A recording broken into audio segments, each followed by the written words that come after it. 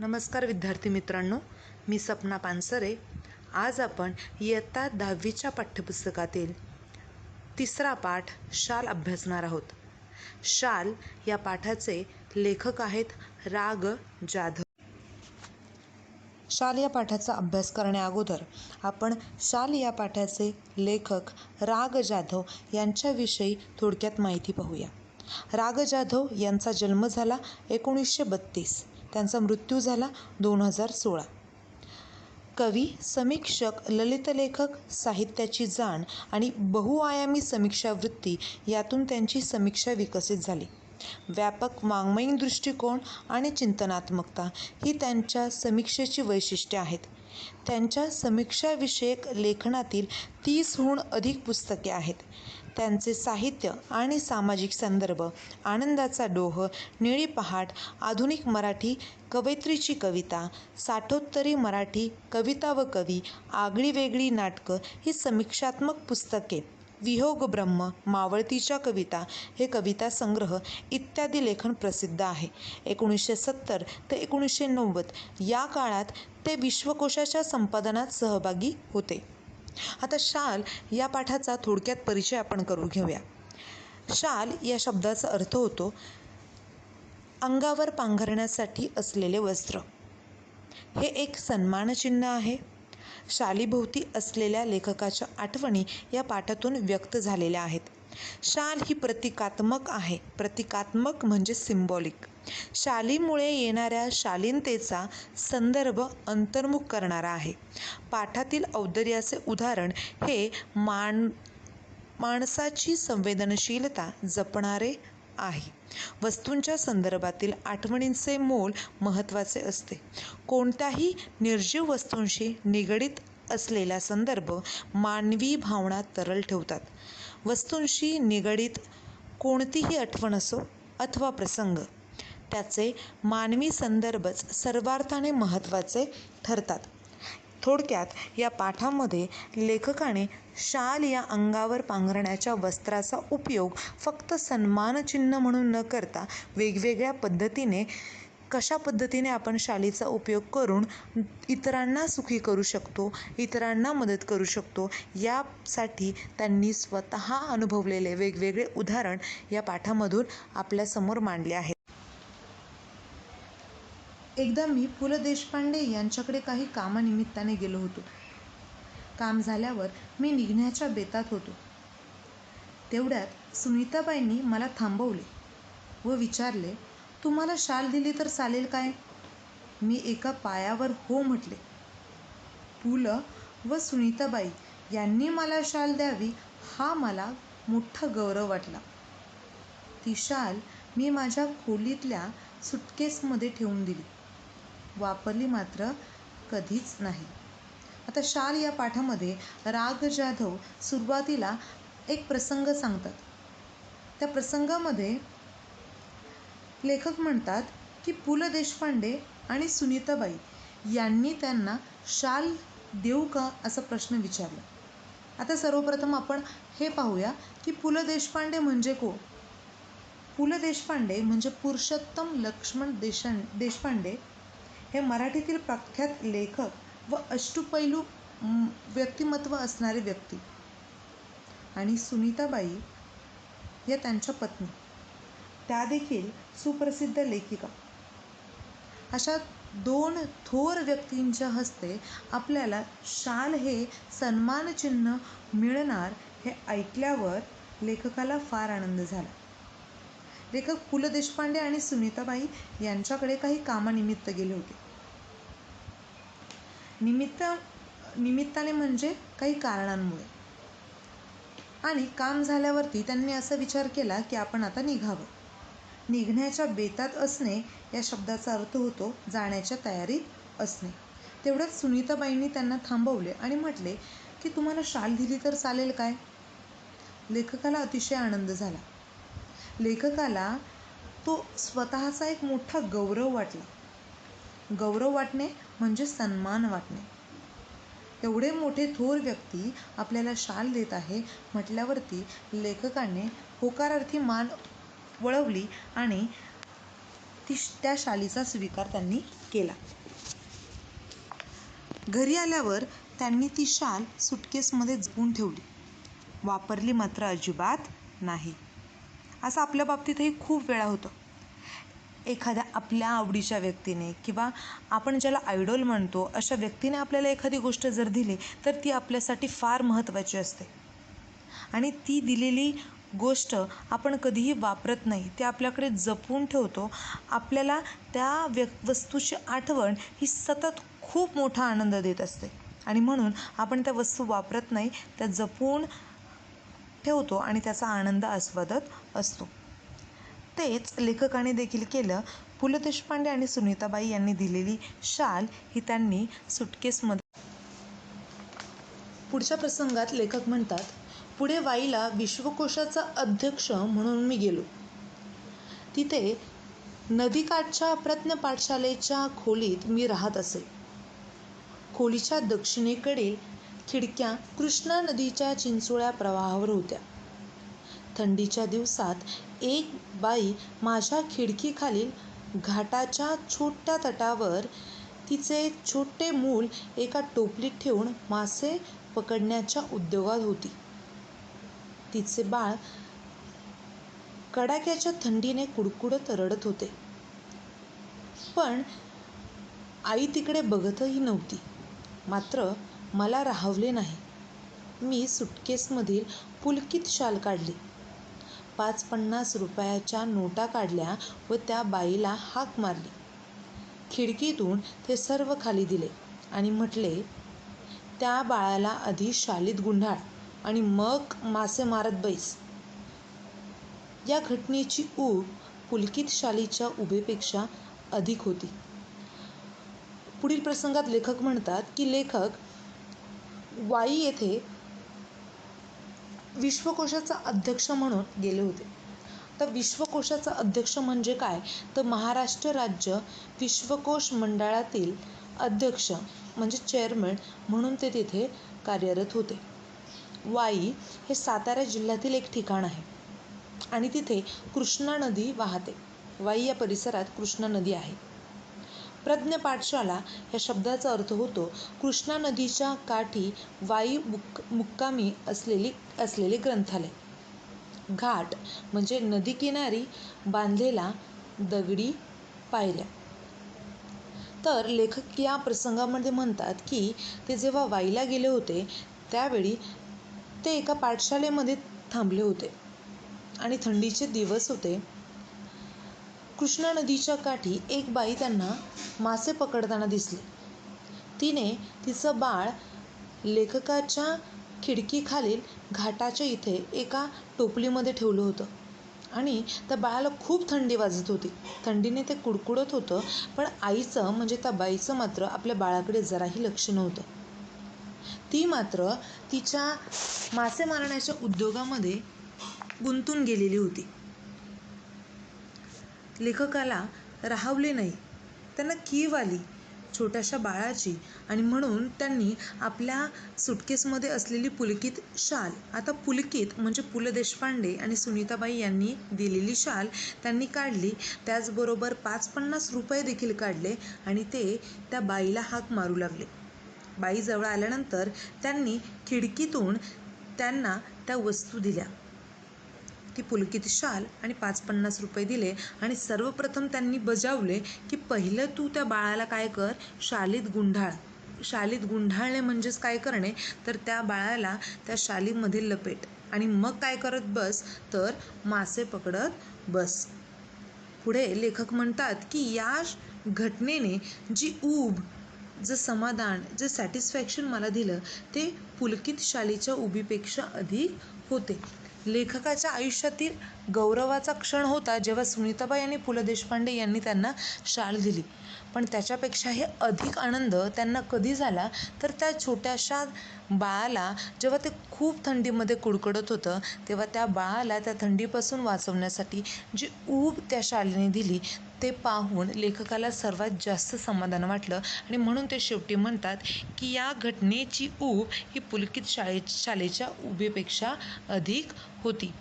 म्हणजे शाल तर सुटकेसमध्ये पडूनच होती, पण तिचा उपयोग जेव्हा त्या छोट्याशा बाळाला झाला तेव्हा लेखकाला सर्वात जास्त आनंद झाला. पुढे लेखक म्हणतात, कविवर्य नारायण सुर्वे खूप सभा संमेलने गाजवत. पुढे ते साहित्य संमेलनाचे अध्यक्ष झाले. परिणामतः त्यांच्या कार्यक्रमांना अहोरात्र भरती असे. प्रत्येक कार्यक्रमात सन्मानाची शाल व श्रीफळ त्यांना मिळत राही. एकदा ते मला म्हणाले, या शाली घेऊन घेऊन मी आता शालीन बनू लागलो आहे. त्यांच्या बोलण्यातील उपरोधक खोच माझ्याच नव्हे तर कोणाच्याही सहजपणे लक्षात येणारी होती. शाल व शालीनता यांचा संबंध काय? खरे तर खरीखुरी शालीनता शालीविनाच शोभते. सुर्वे मुळातच शालीन. शालींच्या वर्षावाखाली त्यांची शालीनता कधी हरवली नाही, कधी क्षीणही झाली नाही.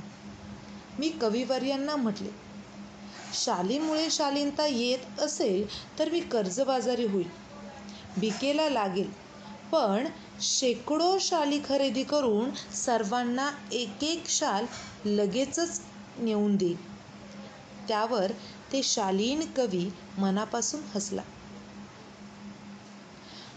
शालीमुळे शालीनता येते की जाते या प्रश्नाचे माझे उत्तर जाते असेच आहे. सन्मान करण्याच्या रूपाने आपण खरे तर एक शालीन जग गमावून बसण्याचा धोकाच मोठा आहे.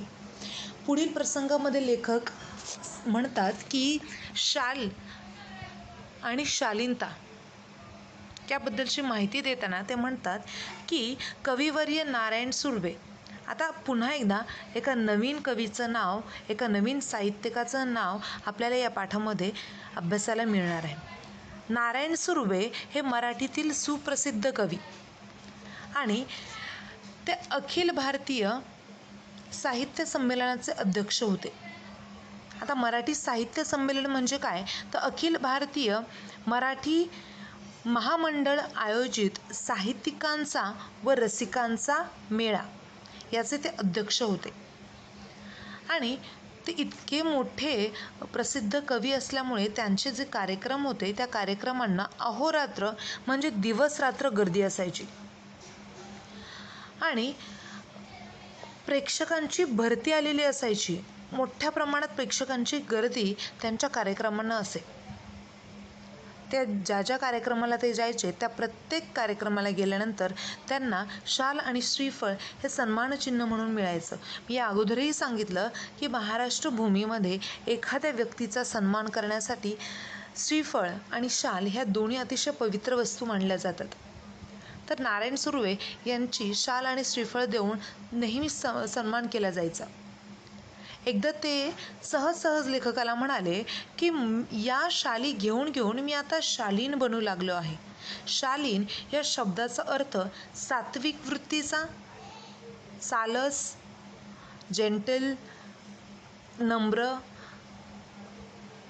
पोलाईट असे अनेक शब्द आपण त्यामध्ये वापरू शकतो की ज्या व्यक्तीमध्ये खूप सात्विकता भरलेली आहे, खूप सालस तो व्यक्ती आहे, अशा व्यक्तीला आपण शालीन असं म्हणू.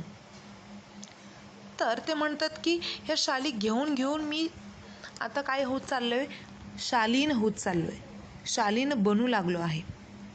त्यांच्या या बोलण्यातील उपरोधक खोच म्हणजे व्यंग्यार्थक सूचक बोलणं हे त्यांच्या लक्षात आलं, इतरांच्याही लक्षात आलं.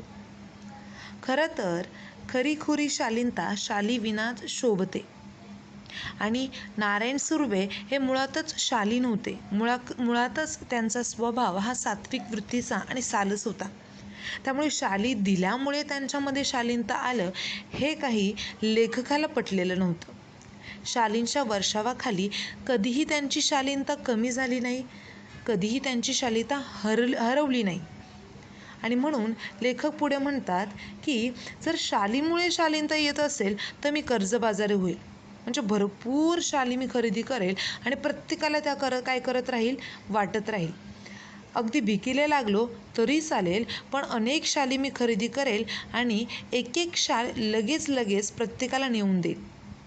तेव्हा लेखकाचं हे बोलणं ऐकून कविवर्य नारायण सुर्वे हसू लागले.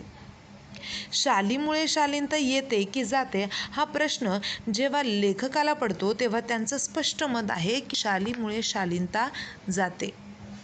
सन्मान करण्याच्या रूपामध्ये आपण काय करतो, खरे तर हे शालीन, हे सात्विक हे जे जग आहे ते गमावून बसण्याचा धोका निर्माण होतो. आणि म्हणून ते म्हणतात की शालीमुळे शालीनता येते असं नाही, तर शालीमुळे कदाचित शालीनता जात असेल.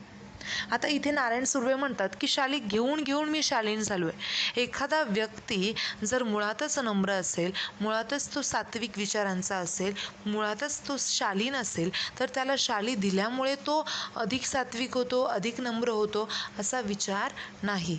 म्हणजे ज्या व्यक्तीमध्ये जे गुण आहेत ते जर त्या व्यक्तीमध्ये असतील आणि आपण त्याच्यावरती कितीही दुसऱ्या वस्तू दिल्या तर ती शालीनता त्याच्यामध्ये येते असा प्रकार होत नाही.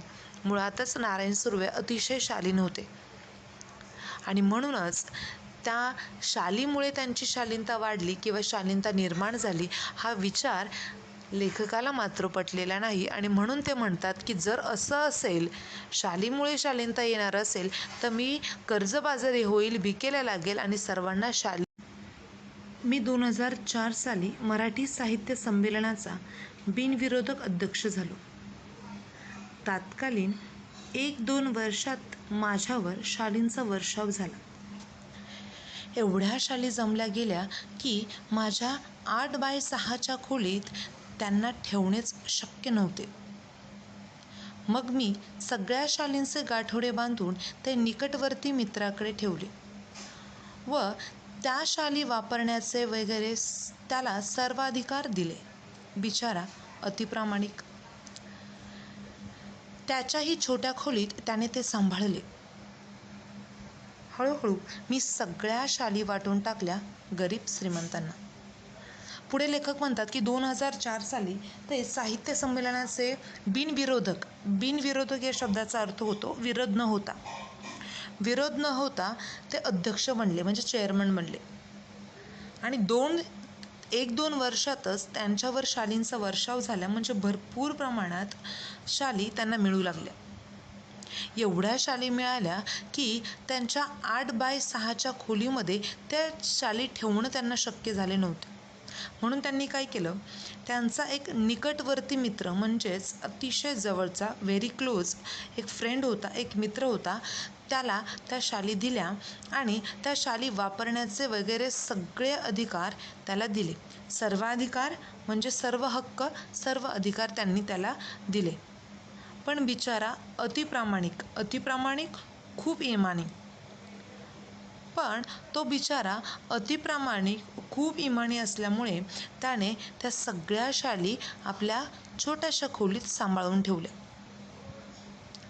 हळूहळू मात्र लेखकांनी मिळालेल्या शाली या गरिबांना, श्रीमंतांना वाटायला. याच सुमारात मी शनिवार पेठेतील ओंकारेश्वर मंदिराच्या पुलावर बहुधा रोज संध्याकाळी जात असे. तेथील कट्ट्यावर बसणे मला आवडे. एक दिवस काय घडले की कडक थंडीच्या दिवसात एक म्हातारा अशक्त भिक्षुकरी कट्ट्याला लागून चिरकुटे टाकून व पांघरून कुडकुडत बसल्याचे मी पाहिले. दुसऱ्या दिवशी मी 2 शाली घेऊन ओंकारेश्वरच्या कट्ट्यावर आलो. तो म्हातारा होताच. त्याला दोन्ही शाली दिल्या. त्याने थरथरत्या हातांनी मला नमस्कार केला. पुढे 4-5 दिवस मला काही कारणांमुळे संध्याकाळी ओंकारेश्वरला जाण्यास उसंत लाभली नाही. त्यानंतर मी नेहमीप्रमाणे ये जा करत राहिलो. मग एकदा त्या भिक्षुकरी वृद्धाची आठवण आली. तो नेहमीच्या ठिकाणी नव्हताच. पुढे पुलावर चक्कर मारावी म्हणून मी उठलो व पुलावरून चालू लागलो. पुढील प्रसंगात लेखक म्हणतात की लेखक शनिवार पेठेतील ओंकारेश्वर मंदिराच्या पुलावर बहुतेक वेळा जात असे. शनिवार पेठ हे पुण्यातील एक ठिकाण आहे आणि ओंकारेश्वर मंदिर म्हणजे त्या शनिवार पेठेमध्ये असणारं शंकराचं मंदिर. तिथे एक पूल होता आणि त्या पुलावरती लेखक संध्याकाळच्या वेळी बहुतेक वेळे जात असे. तिथल्या कट्ट्यावर बसायला त्यांना फार आवडायचं. कट्टा म्हणजे दगडी चौथरा किंवा पार. तिथे बसायला त्यांना फार आवडायचे. एक दिवस काय झालं, कडाक्याची थंडी पडली होती आणि थंडीच्या दिवसात एक वृद्ध म्हातारा, अशक्त म्हणजे दुबळा आणि भिक्षेकरी म्हणजे भीक मागणारा, त्या कट्ट्यालगत म्हणजे त्या कट्ट्याच्या बाजूला थंडीने कुडकुडत बसलेला त्यांनी पाहिलं. कट्ट्याला लागून चिरकुटे टाकून पांघरून कुडकुडत बसल्याचे लेखकाने पाहिलं. चिरकुटे म्हणजे चिंध्या टाकून, आणि कुडकुडत पांघरून घेऊन देखील तो कुडकुडत होता. इतकी थंडी त्याला वाजली होती. आणि तो कुडकुडणारा म्हातारा भिक्षेकरी लेखकाने पाहिलं. त्याला त्याची फार कीव आली. दुसऱ्या दिवशी लेखकाने 2 शाली आणल्या आणि ओंकारेश्वरच्या कट्ट्यालगत लेखक त्या दोन्ही शाली घेऊन आला. तो म्हातारा तिथे बसलेलाच होता. त्याने त्या दोन्ही शाली त्या म्हाताऱ्याला दिल्या. म्हाताऱ्याने थरथरत्या हाताने त्या दोन्ही शालींचा स्वीकार केला. हात जोडणे म्हणजे नमस्कार करणे. आणि थरथरत्या हाताने दोन्ही शाली त्याने स्वीकार केला. पुढे 4-5 दिवस लेखकाला कामामुळे कामातून उसंत मिळाली नाही. त्यामुळे ओंकारेश्वरला जाण्याची त्यांना वेळच मिळाली नाही. उसंत न लाभणे म्हणजे वेळ न मिळणे. त्यामुळे नेहमीप्रमाणे ये जा करत राहिलो. मग त्यांना आठवण आली त्या भिक्षेकरी वृद्धाची. तो नेहमीच्या ठिकाणी नव्हता. लेखकाने पुलावर चक्कर मारायचा विचार केला. चक्कर मारणे म्हणजेच काय करणे, तर फेरफटका मारण्याचा विचार त्याच्या मनात आला आणि म्हणून लेखक पुलाच्या जवळपास मध्यावर तो भिक्षेकरी म्हातारा दिसला. मी लगबगीने त्याच्याकडे गेलो. पाहतो तो काय, तीच चिरकुटे अंगाखाली व अंगावर, तेच कुडकुडणे, तेच दिनवाणे जिणे. मी म्हटले, बाबा तुम्ही मला ओळखले? त्यांनी नकारार्थी मान हलवली. मग मीच म्हटले, बाबा 5-6 दिवसांपूर्वी मी तुम्हाला 2 शाली दिल्या होत्या, आठवते? त्यावर म्हातारा खुलला व पुन्हा हात जोडून म्हणाला, हे भल्या माणसा, तू लई मोठा. म्यासनी शाली दिल्या, पण बाबा म्या भिकाऱ्याला शाली कशा शोभतील? त्या शोभेपेक्षा पोटाची आग लई वाईट. मी शाली इकल्या व 2-3 दिवस पोटभर जेवू घेतलं बाबा. आमचं हे असं बिकट जिणं. तुझं लई उपकार हायती बाबा. शालीची शोभा आणि ऊब व पोटाची आग आणि अन्नाची ऊब. भुकेल्यास अन्न द्यावे, तहानल्यास पाणी द्यावे, आणि हेही जमले नाही तर अभाग्यास सन्मानाच्या शाली तरी द्याव्यात. पाठाच्या शेवटच्या उताऱ्यामध्ये लेखकाने अतिशय सुंदर पद्धतीने शालीचा खरा उपयोग सांगितलाय. ज्या म्हाताऱ्याला त्यांनी त्या 2 शाली दिल्या होत्या, तो म्हातारा पुन्हा एकदा लेखकाला त्या पुलाच्या मध्यावरती दिसला. लेखक लगबगीने म्हणजे पटकन त्याच्या जवळ गेला आणि त्याने पाहिलं तर लेखकाने त्याला पाहिलं तर त्या भिक्षेकरी म्हाताऱ्याचं जिणं अगदी तसंच जसं त्याने पहिल्यांदा त्याला पाहिलं होतं. सेम त्याने चिरकुटे अंगाखाली अंगावर घेतलं होतं. थंडीमध्ये तो कुडकुडत होता. तेच दिनवाणेपणा, तीच गरिबी, तसंच जगणं. तेव्हा लेखक त्याला म्हणतात की बाबा तुम्ही मला ओळखले का? अर्थातच त्या म्हाताऱ्याने नकारार्थी मान डोलवली, म्हणजे त्यांनी नाही असं दर्शवलं. तेव्हा लेखक म्हणाले की बाबा मी 5-6 दिवसांपूर्वी तुम्हाला 2 शाली दिल्या होत्या, आठवतं का? तेव्हा म्हातारा मात्र खुलला म्हणजे आनंदित झाला. त्याने पुन्हा एकदा लेखकाजवळ हात जोडले म्हणजे त्याला नमस्कार केला आणि म्हटलं, हे भल्या माणसा, तू लई मोठा, लई खूप मोठा. म्यासनी शाली दिल्या, म्यासनी म्हणजे मला, पण म्या भिकाऱ्याला शाली कशा शोभतील? पण म्या म्हणजे माझ्यासारख्या भिकाऱ्याला शाली कशा शोभतील? त्या शोभेपेक्षा पोटाची आग लई वाईट. त्या शोभेपेक्षा पोटाची आग म्हणजे भूक ही खूप वाईट आहे. इथे लेखकाला त्या म्हाताऱ्याला लेखकाला असं सांगायचं आहे की शालीच्या शोभेपेक्षा पोटाची आग फार वाईट आहे. या त्याच्या म्हणण्यात तथ्य होते. त्याच्या अंगावर शाली पाहून त्याला कुणीही भिक्षा दिली नसती, त्यामुळे त्याला अन्नही मिळाले नसते. त्यावर गरिबाला शालीचा उपयोग नसतो, उलट ती त्याची अडचण असू शकते असे त्या म्हाताऱ्या भिक्षकाऱ्याला सुचवायचे होते. आणि म्हणून तो म्हणतो की त्या शालीच्या शोभेपेक्षा पोटाची आग फार वाईट आहे. मी त्या शाली काय केल्या, विकल्या आणि 2-3 दिवस मी पोटभर जेवण केलं. त्यांचं जीवन म्हणजे आमचं जीवन, भिक्षकरी म्हणतो, अतिशय बिकट, अतिशय अवघड आहे आणि त्यामध्ये तू 2 शाली मला दिल्या, तुझे फार उपकार झाले. अशा पद्धतीने लेखकाने शालींचा उपयोग अतिशय सुंदर पद्धतीने आपल्यासमोर मांडण्याचा प्रयत्न केला आहे. सर्वात शेवटी लेखक म्हणतात की शालीची शोभा, तिची ऊब, पोटाची आग आणि अन्नाची ऊब या गोष्टींचा अनुभव आपल्याला वेगवेगळ्या उदाहरणांमधून लेखकाने करून दिलेला आहे. आणि लेखक म्हणतो की भुकेला असेल तर त्याला अन्न द्यावे, तहानलेला असेल तर त्याला पाणी द्यावे आणि हेही जमलं नाही तर एखादा अभागी असेल तर त्याला सन्मानाची शाल तरी द्यावी. आणि अशा पद्धतीने लेखकाने शालीचे वेगवेगळे उपयोग आपल्याला वेगवेगळ्या उदाहरणांमधून सांगितले आहे. शाल हे अंगावर पांघरण्याचं एक वस्त्र आहे.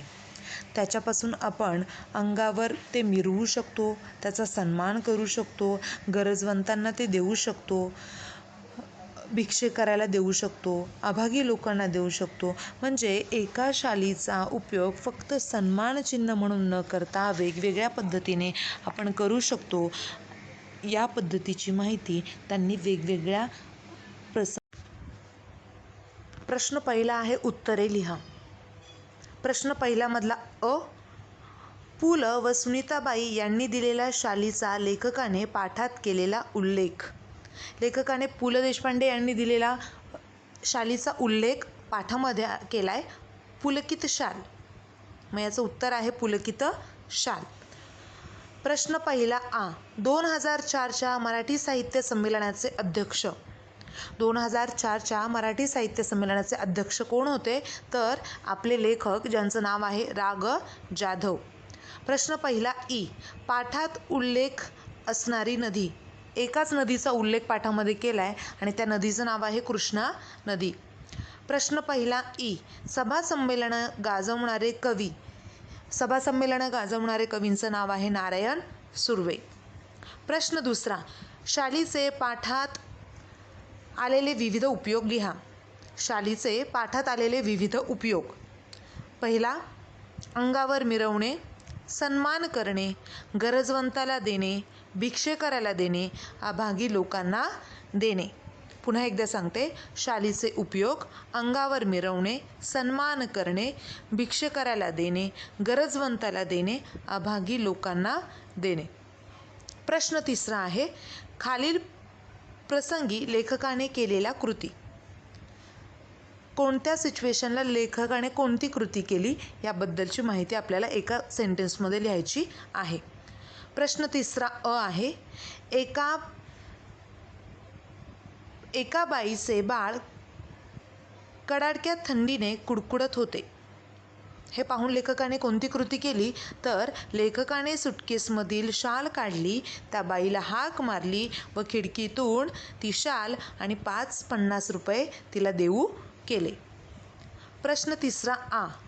म्हातारा अशक्त भिक्षेकरी कट्ट्याला लागून चिरकुटे टाकून व पांघरून कुडकुडत बसल्याचे पाहिले, तेव्हा लेखकाने कोणती कृती केली, तर लेखकाने 2 शाली घेतल्या आणि तो कट्ट्या लगत बसलेल्या त्या भिक्षेकऱ्याच्या जवळ गेला आणि त्या कुडकुडणाऱ्या म्हाताऱ्याला त्या. प्रश्न चौथा. कारणे शोधून लिहा. प्रश्न चौथा अ. एका बाईच्या बाळासाठी शाल दिल्याच्या घटनेची ऊब पुलकित शालीच्या उबेपेक्षा जास्त होती. आता इथे आपल्याला याचं कारण लिहायचं आहे. कारण या घटनेतून लेखकांना परोपकार केल्याचे सुख मिळाले. प्रश्न चौथा आ. शालीच्या वर्षावामुळे नारायण सुर्वे यांची शालीनता हरवली नाही. कारण सुर्वे हे कसे होते? मुळातच शालीन होते. प्रश्न चौथा ई. लेखकाच्या मते शालीमुळे शालीनता जाते. का असं लेखकाला वाटतं? याचं कारण लिहायचं आहे. सन्मान करण्याच्या रूपाने आपण एक शालीन जग गमावून बसल्याचा धोका मोठा आहे. तर अशा प्रकारे या घटनेच्या वेळी लेखकाला त्या घटना घडत असताना काय कारणं वाटली याबद्दलची कारणं आपल्याला लिहायची आहेत. प्रश्न 5वा. आकृती पूर्ण करा. लेखकाने भूषवलेली पदे म्हणजे कोणकोणते पोझिशन्स त्यांना मिळाले होते? तर पहिलं आहे विश्वकोशाचे अध्यक्षपद आणि दुसरं आहे साहित्य संमेलनाचे अध्यक्षपद. पुन्हा एकदा सांगते. लेखकांनी भूषवलेली पदे, विश्वकोशाचे अध्यक्षपद, साहित्य संमेलनाचे अध्यक्षपद. प्रश्न 6वा. खालील वाक्यातील कृतीतून किंवा विचारातून कळणारे लेखकाचे गुण शोधा. गुण म्हणजे त्यांची क्वालिटीज. कोणत्या सिच्युएशनमधून आपल्याला लेखकाला त्याच्या क्वालिटीज कोणत्या कळाल्या हे लिहायचं आहे. प्रश्न 6वा अ. बाईला हाक मारून खिडकीतून शाल व नोटा दिल्या. ह्याच्यातून काय दिसतं? लेखकाचा कोणता गुण दिसतो? तर संवेदनशीलता आणि दयाळू वृत्ती. प्रश्न 6वा आ. खरे तर खरीखुरी शालीनता शालीविनाच शोभते. याच्यामध्ये लेखकाचा कोणता गुण दिसतो? तर वास्तवाचे भान हा गुण आपल्याला यातून दिसून येतो. प्रश्न 6वा ई. हळूहळू मी सगळ्या शाली वाटून टाकल्या. याच्यातून लेखकाचा कोणता गुण दिसतो? तर उदारपणा किंवा दातृत्व. प्रश्न 7वा. खालील शब्दातील अक्षरापासून अर्थपूर्ण शब्द तयार करा. खाली 2 शब्द दिलेत आपल्याला. त्या शब्दांमध्ये लपलेले वेगवेगळे शब्द आपल्याला अर्थपूर्ण शब्द शोधून काढायचे आहेत. पहिला शब्द आहे जवळपास. आता जवळपास या शब्दामध्ये आलेले किंवा लपलेले शब्द आपल्याला शोधून काढायचे आहे. मग कोणकोणते शब्द येतील?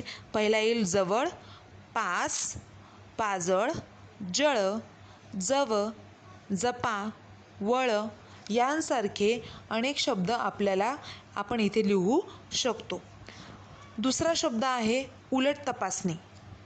आता उलट तपासणी या शब्दामध्ये लपलेले वेगवेगळे शब्द आपल्याला शोधून काढायचे आहेत. मग कोणकोणते शब्द येतील? उलट, तपासणी, पात, पाणी यांसारखे अनेक शब्द आहेत त्यामध्ये, ते आपल्याला शोधून लिहायचे आहेत. प्रश्न 8वा आहे अधोरेखित शब्दासाठी योग्य समानार्थी शब्द वापरून वाक्य पुन्हा लिहा. आपण समानार्थी शब्द लिहा हा प्रश्न आपल्यासाठी कॉमन आहे. याच्यामध्ये फक्त इतकाच फरक आहे की फक्त अधोरेखित केलेला शब्द तुम्हाला बदलायचा आहे. त्याच्याऐवजी त्या शब्दाचा समानार्थी शब्द लिहून वाक्य जसंच्या तसं पुन्हा लिहायचं आहे. उदाहरणार्थ प्रश्न 8वा अ. नारायण सुर्वे यांच्या कार्यक्रमांना अहोरात्र भरती असे. अहोरात्र या शब्दाला अधोरेखित केलेला आहे, म्हणजेच अंडरलाईन केलेला आहे. मग अहोरात्र या शब्दाचा समानार्थी शब्द आहे रात्रंदिवस. मग उत्तर असं येईल नारायण सुर्वे यांच्या कार्यक्रमांना रात्रंदिवस भरती असे. प्रश्न 8वा आ. खोलीच्या दक्षिणेकडील खिडक्या कृष्णा नदीच्या चिंचोळ्या प्रवाहावर होत्या. चिंचोळ्या या शब्दाला अधोरेखित केलेला आहे. चिंचोळ्या या शब्दाचा अर्थ होतो बारीक. मग तुमचं उत्तर असं येईल खोलीच्या दक्षिणेकडील खिडक्या कृष्णा नदीच्या बारीक प्रवाहावर होत्या. प्रश्न 8वा ई. मी सगळ्या शालींचे गाठोडे बांधून निकटवर्ती मित्राकडे ठेवले. निकटवर्ती या शब्दाचा अर्थ होतो जवळच्या. मग तुमचं उत्तर असं येईल मी सगळ्या शालींचे गाठोडे बांधून जवळच्या मित्राकडे ठेवले. प्रश्न 9वा आहे पुलकित हे उत्तर येईल अशा प्रकारचा प्रश्न तुम्हाला तयार करायचा आहे. आणि प्रश्न माझ्या मते तुम्ही जर हा धडा नीट वाचला असेल तर सुरुवातीच्या पॅरेग्राफमध्ये तुम्ही या उत्तराला म्हणजे पुलकित हे उत्तर येण्यासाठी आवश्यक असणारा प्रश्न तुम्ही नक्की शोधू शकता. प्रश्न तो तुम्ही तुमच्या मनाने लिहायचा आहे. प्रश्न 10वा. शालीनपासून शालीनता भाववाचक नाम तयार होते. शालीनपासून शालीनता हे भाववाचक नाम तयार होते. त्याप्रमाणे ता, त्व, आळू आणि पणा हे प्रत्यय लावून तयार झालेल्या भाववाचक नामं तुम्हाला या दिलेल्या हिरव्या रंगाच्या बॉक्समध्ये लिहायची आहेत. आता या बॉक्समध्ये पहिला आहे ता, मग त्वा, आळू, पणा. मग ता म्हणजे काय, तर उदाहरण द्यायचं झालं तर भाववाचक नाम म्हणजे ॲब्स्ट्रॅक्ट नाऊन.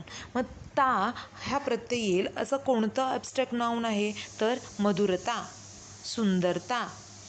त्वा हे अक्षर येणारं मृदुत्व, कर्तृत्व, मातृत्व. आळू दयाळू, मायाळू, कनवाळू. पणा प्रामाणिकपणा, नम्रपणा, खरेपणा. यांसारखे तुम्हाला माहीत असणारे शब्द तुम्ही यामध्ये लिहू शकता. प्रश्न 11वा आहे. अधोरेखित शब्दांचे लिंग बदलून वाक्य पुन्हा लिहा. म्हणजे अंडरलाईन केलेला शब्दाचा लिंग बदलायचा आहे. म्हणजे जर पुल्लिंग दिलं असेल तर स्त्रीलिंग लिहायचं आहे, स्त्रीलिंग दिलं असेल तर पुल्लिंग लिहायचं आहे. आता पहिला प्रश्न आहे 11. प्रश्न 11 मधला अ आहे. लेखक सुंदर लेखन करतात. जेव्हा आपण स्त्रीलिंगाचं पुल्लिंगमध्ये रूपांतर करतो तेव्हा फक्त त्या शब्दामध्ये न बदल होता पूर्ण वाक्यामध्ये कधीकधी बदल होतो. याकडे आपल्याला लक्ष द्यायचं आहे. मग लेखक सुंदर लेखन करतात. लेखकच्या ऐवजी लिंग बदलून येणार लेखिका. लेखिका सुंदर लेखन करते. आ. तो मुलगा गरिबांना मदत करतो.